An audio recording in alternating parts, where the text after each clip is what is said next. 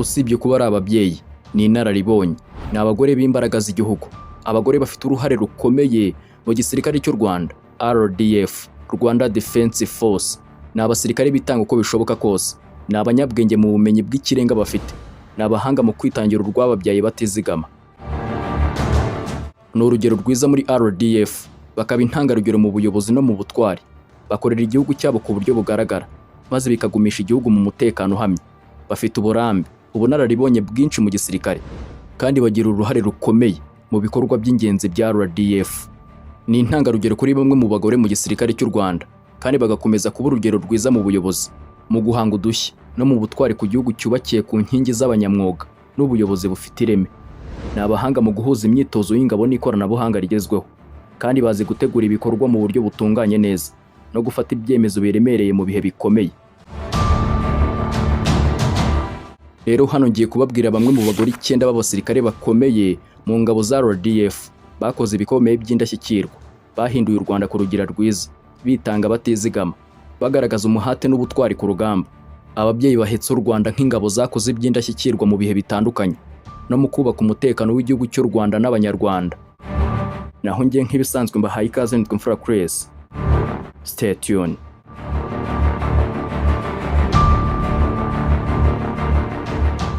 Ku mwanya wa 9 dusangaho Major Retired Nuriata Kaka. Uyu yatangira igisirikare mu ngabo za Uganda zitwaga National Resistance Army NRA mbere yo kwinjira mu ngabo za RPA Inkotanyi mu kubohora igihugu ari mu mwaka w'1990. Mu ntangiriro ari muri bamwe mu bagore bagize uruhare rukomeye mu kurwanira kubohora u Rwanda n'abanyarwanda. Akaba yari umuyobozi, Command Officer, aho yafatanyije n'ingabo za Rwanda Patriotic Army RPA Inkotanyi mu guhagarika jenoside yakorewe Abatutsi kugeza mu mwaka w'1994. Kandi yize ibijyanye n'ubuvuzi ndetse anafite impamyabumenyi y'icyiciro cya 3 cya kaminuza mu bijyanye n'ubutabire chemistry. Nyuma yaje guhagarika amashuri y'ubuvuzi kugira ngo yinjire mu gisirikare kwifatanya n'abandi mu gukorera u Rwanda.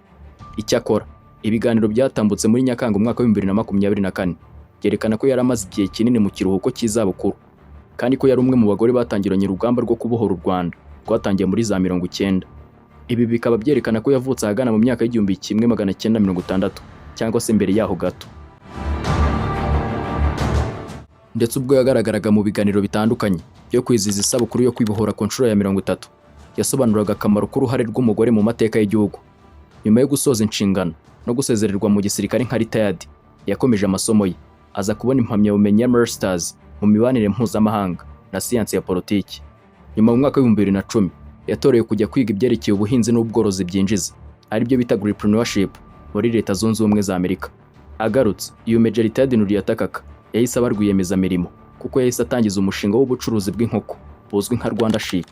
Akaba anatoza abandi bagore ibijyanye n'ubucuruzi, kandi yanashinze n'ikigo gitanga inama kigamije guhugura Consultancy Firm, kigamije guha abagore n'abakobwa ibijyanye no kwihangira imirimo n'ubutwari no gutangira guhabwa ubumenyi mu bijyanye n'ubucuruzi, entrepreneurship skills.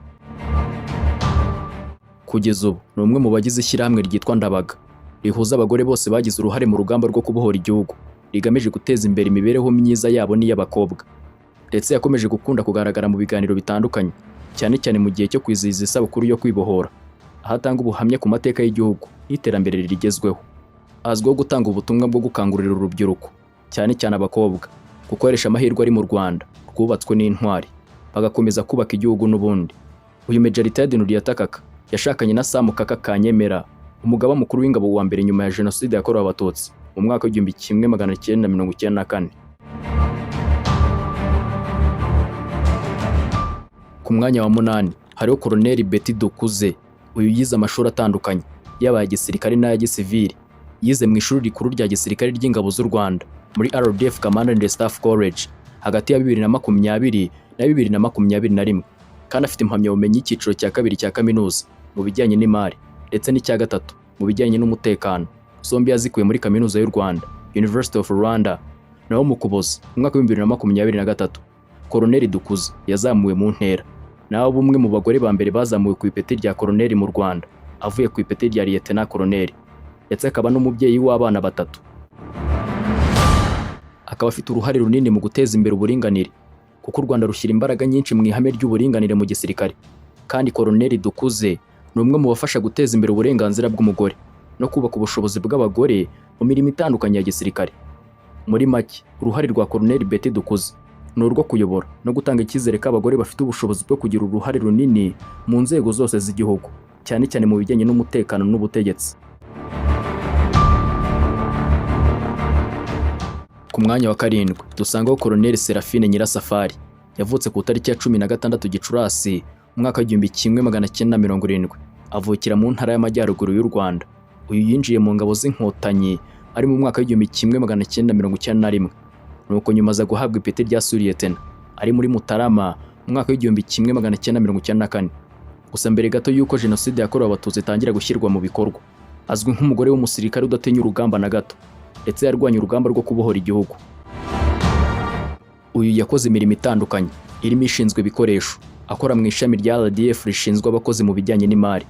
Yabaye kandi umucungamari mukuru mu ishami rya gisirikare rishinzwe ubwishingizi MMI, aba umuyobozi mukuru ushinzwe ubucuruzi, ububiko n'ikwirakwizwa ry'ibicuruzwa mu isoko rya gisirikare rizwi nka Armed Forces Shop, ndetse yabaye umuyobozi mukuru w'agateganyo w'isoko rya gisirikare ry'u Rwanda. Yafashe amasomo, anitabira amahugurwa atandukanye mu Rwanda no mu mahanga, arimo ajyanye no gusubiza mu buzima busanzwe bahoze mu mitwe yitwaje intwaro, ndetse n'ajyanye no kurinda abana. Yafatiye mu ishuri rya gisirikare rya Nyakinama mu karere ka Musanze. Amasomo ajyanye no kurinda abasivili yafatiye muri Kenya, ndetse n'ajyanye no kurwanya ihohoterwa rishingiye ku gitsina yafatiye mu gihugu cy'Ubutaliyani. Yize mu ishuri rikuru rya gisirikare ry'ingabo z'u Rwanda hagati ya 2020 na 2021. Mu bijyanye n'amashuri asanzwe, acigatiye impamyabumenyi y'icyiciro cya kabiri cya kaminuza mu bijyanye n'imari yakuye muri Kaminuza y'u Rwanda, ndetse n'impamyabumenyi y'icyiciro cya gatatu cya kaminuza mu bijyanye n'umutekano nayo yakuye muri Kaminuza y'u Rwanda. Naho mu Kuboza mu mwaka w'2023, nawe ari mu bagore 7 ba Lieutenant Colonel bazamuwe mu ntera bagahabwa ipeti rya Colonel. Kugeza ubu, Colonel Nyirasafari ni umuyobozi ushinzwe ubufatanye bwa gisirikare n'imikoranire n'inzego za gisivili, Director of Civil Military Cooperation G9 muri RDF, ndetse n'umubyeyi washakanye na Juvenal Marizamunda, Minisitiri w'Ingabo w'u Rwanda, bakaba bafitanye abana 4. Kandi yagize uruhare rukomeye mu bikorwa bya gisivili bya RDF, cyane cyane mu kurwanya ihohoterwa rishingiye ku gitsina GBV no guteza imbere imibereho myiza y'imiryango ya gisirikare. Gusa kuba yaragizwe Colonel, akaba umwe mu bagore 7 ba mbere mu mateka y'u Rwanda bahawe iri peti, byatanze urugero rwiza ku bandi bagore n'abakobwa b'Abanyarwanda, bibereka ko bashobora kugera ku ntera zikomeye mu nzego za gisirikare ndetse no mu zindi nzego z'ubuyobozi. Colonel Seraphine Nyirasafari yafashije u Rwanda mu bikorwa bya gisirikare n'iterambere rya sosiyete, byose bigamije kubaka igihugu gitekanye kandi kirangwa n'uburinganire n'ubwuzuzanye mu Rwanda.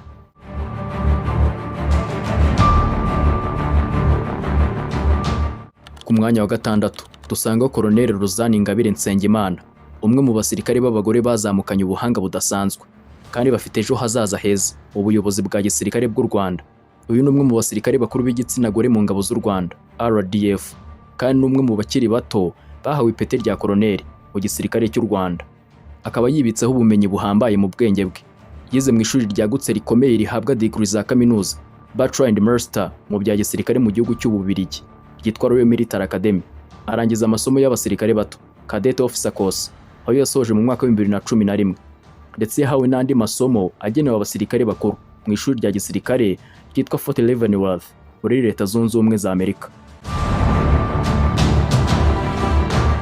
Gusa uyu yakoze mu myanya itandukanye ku cyicaro gikuru cya RDF ndetse no mu bindi bigo bya gisirikare birimo ibya Gako no mu karere ka Musanze muri Nyakinama, ndetse yabaye umuyobozi ushinzwe imikoranire y'ingabo n'abasivili G9 mbere yuko yoherezwa mu zindi nshingano muri Leta Zunze Ubumwe za Amerika, harimo iyo kuba umuyobozi ushinzwe amasomo Head of Academics muri RDF Senior Command and Staff College. Naho ku ipeti rya Capitaine yari mu butumwa bw'amahoro muri Loni muri Central Afrique, aho yagaragaje inyungu zo kohereza abagore benshi mu butumwa bw'amahoro, avuga ko bashobora kubaka umubano n'abaturage neza kurusha abagabo, kandi yahawe ibihembo bitandukanye mu mwuga we wa gisirikare, cyane cyane kubera uruhare rwe mu butumwa bw'amahoro no kuzamurwa mu mapeti n'ibindi.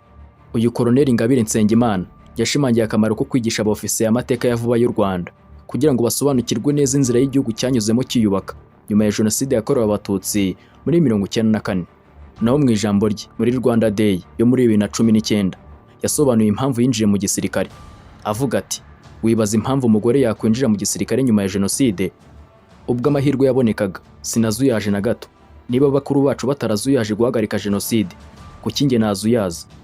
Ibi yabivuze kubera urugero rwiza rwatanzwe n'inkotanyi mu guhagarika jenoside mu 1994. Naho mu Kuboza umwaka wa 2023 nawe yari mu bategarugori 7 bazamuwe mu ntera bagahabwa ipeti rya koloneli muri RDF. Icyo gihe yari afite imyaka iri muri 40. Uyu kandi ni umusirikare ufatiye runini umutekano w'Abanyarwanda n'u Rwanda.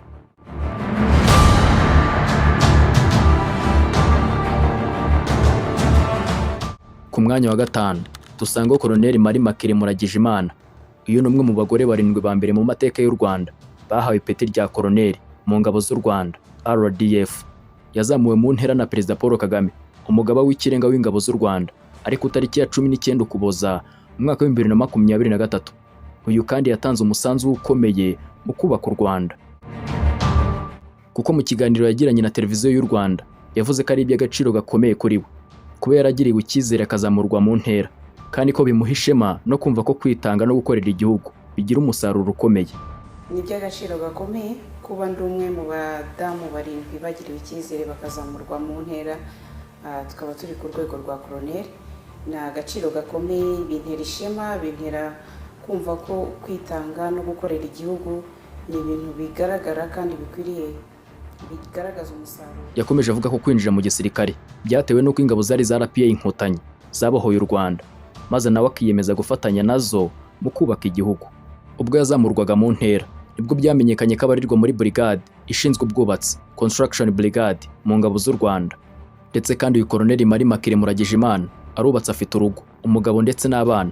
Uyu kandi avuga ko igisirikare kitamubuza nk'umugore kuzuza inshingano z'urugo rwe, ko ahubwo ari inshingano zibangikanywa bigakunda. Naho mu Kuboza umwaka wa 2024 Koloneli Muragijimana yagizwe chairman w'ikipe ya basketball y'abagore ya APRFC. Imbamutima n'ubutumwa bwe nuko yagaragaje ko ari ishema rikomeye kuri we kuba yaragiriwe icyizere, kandi bigaragaza ko igihugu cyishimira akazi keza abagore bakora, ndetse akomeza ashishikariza urubyiruko cyane cyane abakobwa kutazuyaza kwinjira mu mwuga wa gisirikare, kuko abasaba kwitangira igihugu, kandi ko hari imirimo myinshi itandukanye irimo nk'ubuvuzi ndetse n'ubwenjeniyeri, ubwubatsi, gutwara indege n'ibindi. Yashimangiye kandi ko igihugu cy'u Rwanda agifata nk'ingobyi ihetse abantu bose bagomba kubungabunga no gusigasira uko byagenda kose.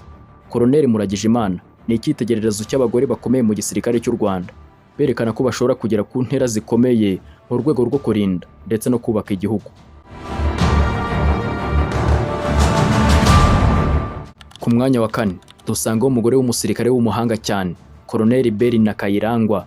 Uyu yavukiye mu nkambi ya Ibuga mu gihugu cya Uganda, aho umuryango we wari warahungiye mu 1959. Nyuma yaje kwinjira mu ngabo za RPA Inkotanyi ari mu mwaka wa 1990. Ubwo yari ari mu mashuri yisumbuye maze ahagarika kwiga, yiyemeza gutanga ubuzima bwe no kwitangira igihugu ko bishoboka kose kugira ngo atabare igihugu n'abaturage b'u Rwanda bari mu gihe cy'amage mu bibazo mu gihe cya jenoside yakorewe abatutsi muri 1994. Nyuma urugamba rurangiye, igihugu cyakomeje kwiyubaka kuko cyari cyarashegeshwe bihagije. Nibwo Koloneli Berina Kayirangwa yagiye gukomeza amashuri yisumbuye yari yaracikishirije, ndetse akomereza muri kaminuza, abona impamyabumenyi y'icyiciro cya 2 mu bijyanye n'ubugeni arts, kandi yize amasomo atandukanye ajyanye n'umutekano n'igisirikare mu ishuri rikuru rya gisirikare rya Nyakinama mu karere ka Musanze, ariko akomeza n'imirimo itandukanye n'ubundi mu ngabo za RDF. Noneho mu Kuboza umwaka wa 2023 Perezida Paul Kagame akaba n'umugaba mukuru w'ikirenga w'ingabo z'u Rwanda yamuzamuye mu ntera, amuvanye ku ipeti rya majoro amushyira ku ipeti rya koloneli, ari kumwe n'abandi bagore 7 b'abasirikare. Bakaba ari bo bagore ba mbere bageze kuri urwo rwego mu gisirikare cy'u Rwanda muri icyo gihe. Uyu Koloneli Berina Kayirangwa ni umwe mu bategarugori bagaragaje ko abagore n'abakobwa bashobora kuba b'imbere mu mirimo yo kurinda igihugu no guteza imbere ihame ry'uburinganire mu gisirikare. Kugeza ubu akaba afite umwanya ukomeye mu gisirikare cy'u Rwanda RDF.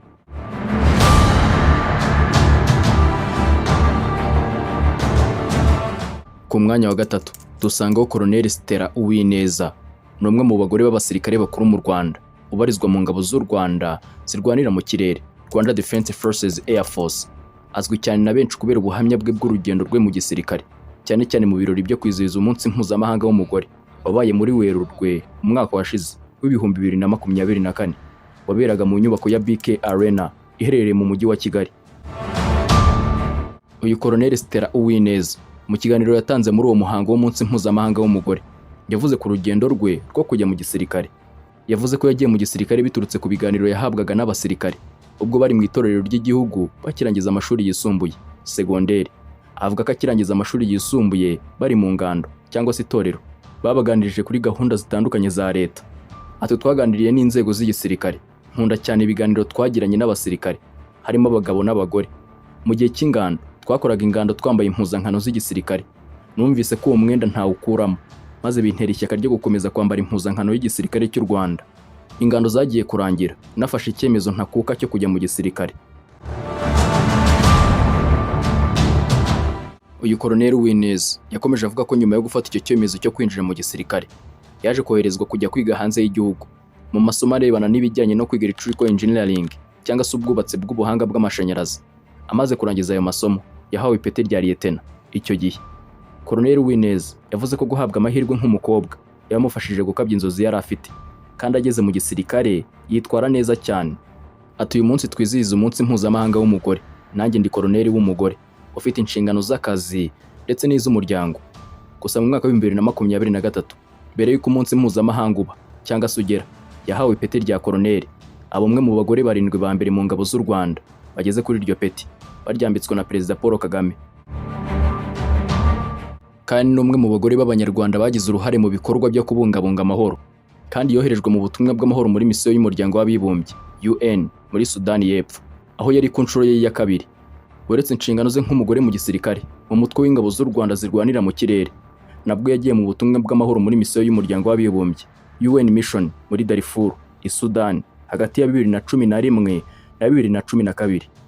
Uyu Colonel Stella Uwineza ni umusirikare w'imyaka 44 y'amavuko, arubatse kuko afite umugabo utari umusirikare ndetse n'umubyeyi w'abana 3, kandi yemeza ko inshingano z'akazi n'umuryango zose zishoboka mu gihe hari ubushake n'ishyaka ryabyo bihari, kandi avuga ko ari inshingano zitoroshye kuzinoza zose. Ati ikidufasha n'ubushake n'ishyaka n'ubuyobozi buduha amahirwe hagendewe ku byo dushoboye. Colonel Uwineza yakomeje gushishikariza ababyeyi gushyigikira abana babo mu mpano zabo zitandukanye kugira ngo bagere ku nzozi zabo bifuza kugeraho, kandi yakunze gukomeza gutera abakobwa bato n'abagore bagenzi b'ingabo mu bitugu, ababwira ko bashobora kugera ku nzozi zabo zo gukora imirimo yose ikorwa na bagenzi babo b'abasore ndetse n'abagabo, harimo no kwinjira mu gisirikare bagakorera igihugu cyabo cyababyaye.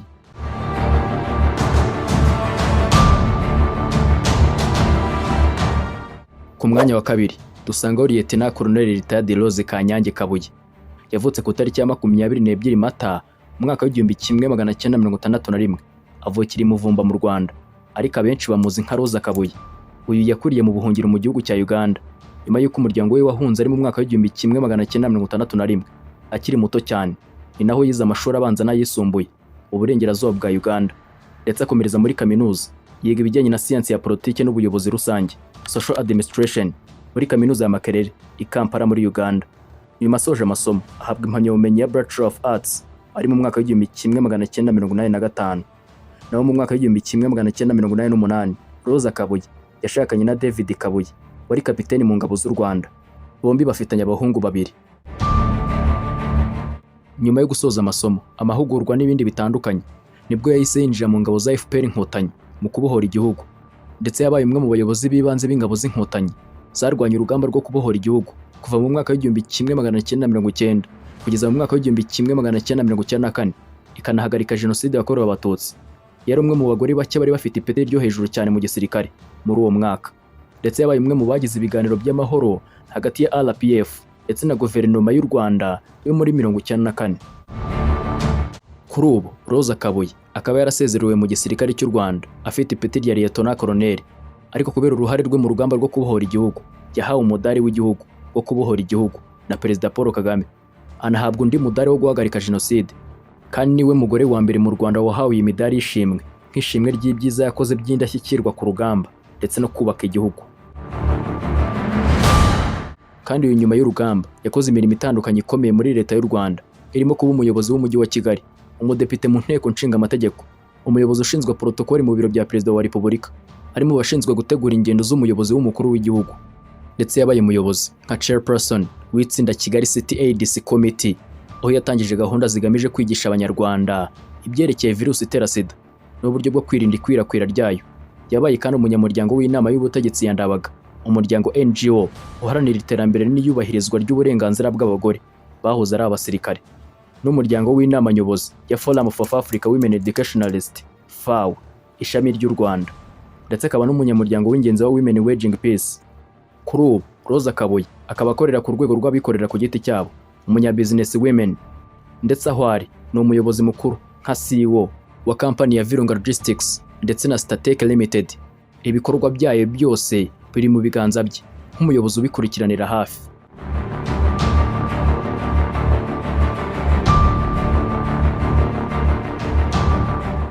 Tugeze ku mwanya wa mbere, ari nawo wa mbere, dusanga y'ingabo umusirikare ryahamye Colonel Lydia Bagwaneza winjiye mu ngabo za RPA Inkotanyi ari mu Kwakira umwaka w'1990. Icyo gihe yari afite imyaka 18 gusa yonyine y'amavuko, avuye mu nkambi y'impunzi ya Rwamwanja mu gihugu cya Uganda. Gusa mbere yo gutangira urugamba ntabwo yari azi u Rwanda kuko yari yaravukiye mu buhungiro mu gihugu cya Uganda, ariko yifuza cyane gutaha mu gihugu cye. Rero yarwanye urugamba rwo kubohora igihugu rwose kugeza rurangiye. Ashimangira ko nubwo yari akiri muto urugamba rutamunaniye na gato. Umusirikare impirimbanyi yahirimbaniye guha ubuzima abanyarwanda binyuze mu kwitangira igihugu mu rugamba rw'amateka yo kubohora igihugu cy'u Rwanda nta kuruhanamba.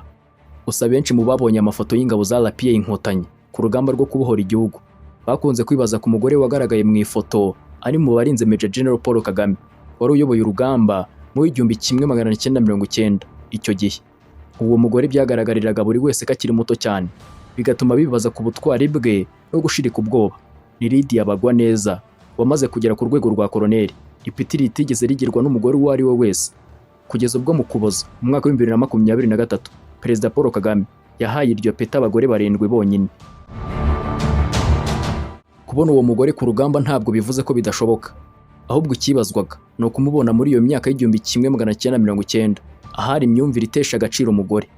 Uyu Colonel Bagwaneza avuka mu muryango w'abana 10. Avuga ko yinjiye mu gisirikare abikundishijwe n'umubyeyi we, aho yabaga yicaye mu bana be agahora bagandiriza icyifuzo cye agira ati, bana banjye nzishima ari uko mubitabira urugamba rwo kubohora igihugu mbonye mu mwana wanjye, nzishimira kubona mbohowe n'abari mu mwana nabyaye. Ngo muri iyo minsi nibwo mu gace k'iwabo hakozwe ubukangurambaga busaba ababyeyi gutanga abana babo ngo bajye mu rugamba rwo kubohora igihugu. Colonel Bagwaneza yasabye umubyeyi we mama kamwemerera kujya mu gisirikare, maze abyumva atazuyaje. Umwangavu w'imyaka 18 atangira urwo rugendo, aho yagaragaraga mu basirikare bato bitabiriye urwo rugamba. Naho mu kiganiro yagiranye na mama urwa Gasabo umwaka washize w'2024 ubwo yasozaga amasomo y'icyiciro cya 3 cya kaminuza mu bijyanye n'intambara, Masters in National Security Studies mu ishuri rikuru rya gisirikare rya Nyakinama mu karere ka Musanze, uyu Colonel Bagwaneza avuga ko muri ayo masomo yisanze ari we mugore wenyine uyarimo mu bagabo basaga 48. Avuga ko kuba yararwanye urugamba rwo kubohora igihugu akaba yarageze ku rwego rwa koloneli abikesha ubuyobozi bwiza butigeze bwibagirwa umugore. Ati kuba ndi umudamu ufite ipeti rya koloneli kaba nzamukana n'abandi bagore mu iterambere ry'igihugu n'abandi bifite icyo bivuze. Icya mbere nuko dufite ubuyobozi butigeze busubiza abakobwa cyangwa se umugore inyuma. Icya kabiri nuko natwe tugomba kubikorera. Arongera ati nk'ubu maze igihe cy'amezi 11 hano, twari abanyeshuri 49 kandi ninjye mugore njyenyine wari muri ayo masomo, aho twigaga bimwe tukabazwa ibizamini bimwe kandi nkitwara neza. Bisaba kubikorera, ntabwo ari ibintu byizana, urahatana. Akomeza avuga ko ubwo yinjiraga mu gisirikare mu mwaka w'1990 yumvaga ko agomba gufatanya na basaza be gukorera igihugu. Kuri we kuba umubyeyi ntibimubuza gukora imirimo ye ya gisirikare. Ati kuva mvuye mu rugo nkasanga abasaza banjye ku rugamba nari kumwe n'abandi bakobwa, twari bato mu by'ukuri, ariko n'abandi basaza bacu bari batoya. Twagenze urugendo rutari ruto kandi rutoroshye, ariko njye nkunda kubwira abantu ngo buri muntu akwiye kugira impamvu yo gukora ibyo akora. Ariko arongera ati twari dufite impamvu yo gukora ibyo twakoze, twari dufite ubuyobozi bwari butuyoboye neza nubwo bitari byoroshye, ariko badusobanuriraga impamvu z'urugamba turimo. Gusa nk'abakobwa ntitwaburaga guhura n'imbogamizi zirenzeho gato ku bahungu.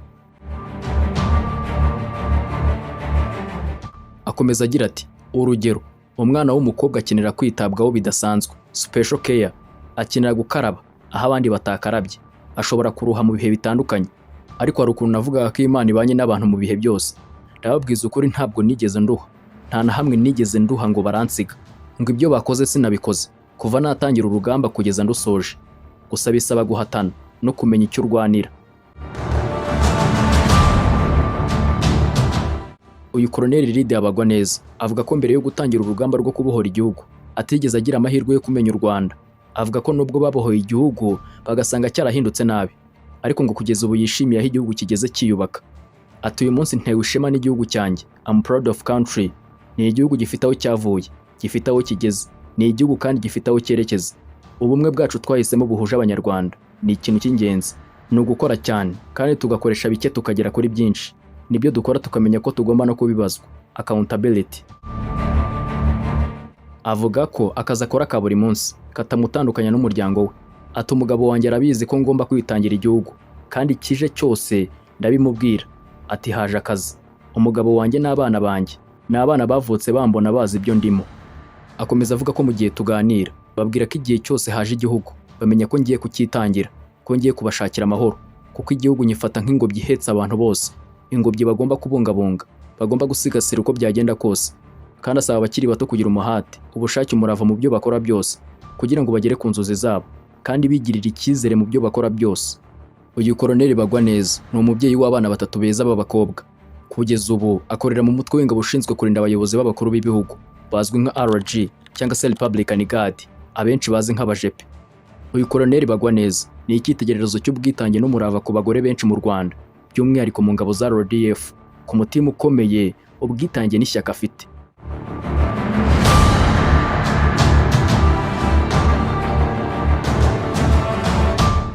Ese umaze kumva ubuhanga, ubunararibonye, ubuhangange n'ubwenge bw'ababyeyi bahetse u Rwanda nk'ingabo zakoze iby'indashyikirwa mu gisirikare cy'u Rwanda no kubohora Abanyarwanda n'u Rwanda, utanze igitekerezo cye, gishyiraho hasi muri comment.